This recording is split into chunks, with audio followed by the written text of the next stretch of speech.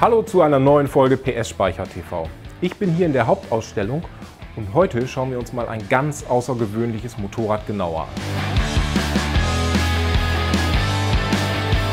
Das ist die Vanfeen OCR 1000.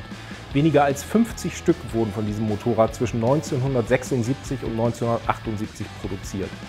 Das Besondere an der Vanfeen ist, ihr erkennt es hier an dem Symbol und an der Bauweise des Motors, sie wird angetrieben von einem Rotationskolbenmotor. Ich bin heute nicht alleine hier, ich habe mir Verstärkung mitgebracht. Bei mir ist Andy Schwitzer. Andy ist Kurator der Stiftung PS Speicher für den Bereich Motorrad. Hallo Andy, schön, dass du da bist. Andy, Vanfeen klingt niederländisch. Gebaut wurde das Motorrad aber im niedersächsischen Duderstadt. Wie ist da der Zusammenhang? Ja, die Familie Vanfeen stammt in der Tat aus Amsterdam und man betrieb dort ein Handelshaus und war sehr, sehr erfolgreich als Generalimporteur, unter anderem für Kreidler-Fahrzeuge für die gesamten Benelux-Länder. Diese Kreidler-Zweiräder führten auch dazu, dass Hendrik Vanfeen, der Juniorchef, motorradbegeistert wie er war, auch ein Rennteam schuf und in enger Zusammenarbeit mit Kreidler für die Marke zweimal WM-Titel im Straßenrennsport gewann. Er träumte von einem Oberklasse-Motorrad für sich selber und für eine erlesene Kundschaft weltweit. Und auf der Suche nach einer Produktionsstätte kam er ins niedersächsische Duderstadt. Du sagtest eben Oberklasse. Oberklasse war auch der Preis. 1978 hat das Motorrad über 28.000 Mark gekostet. Da hat man bei Volkswagen zu der Zeit 2 Golf für bekommen. Oberklasse war auch das Gewicht, Motor und Hinterradschwinge wiegen allein über 150 Kilo. Wie fährt sich so ein leistungsstarkes, schweres Motorrad im Vergleich zu anderen Motorrädern aus der Zeit? Ja, im Vergleich zu zeitgenössischen Konkurrenten fährt das Motorrad ausgesprochen sicher und stabil.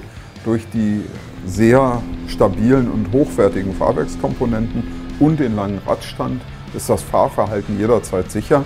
Es ist andererseits natürlich auch im Stadtverkehr entsprechend unhandlich. Der Schwerpunkt ist hoch.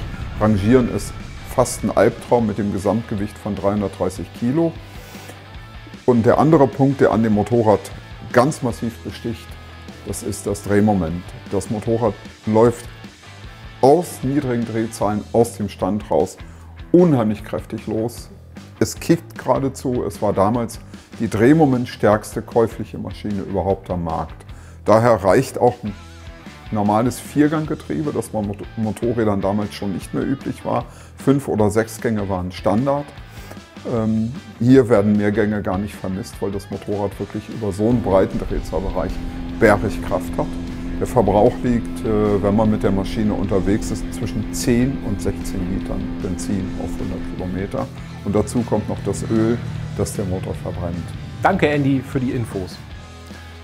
Turbinenartige Leistungsentfaltung, aber ein hoher Spritverbrauch, das sind die Kennzeichen eines Rotationskolbenmotors. Eingesetzt wurde dieser Motor in abgewandelter Form auch im NSU Ro 80, in gleicher Form sogar in dem Citroën M35 und in dem Citroën GS Birotor. Zum Thema Rotationskolbenmotor oder Kreiskolbenmotor oder Wankelmotor machen wir übrigens demnächst eine ganz eigene Folge. Also, seid gespannt!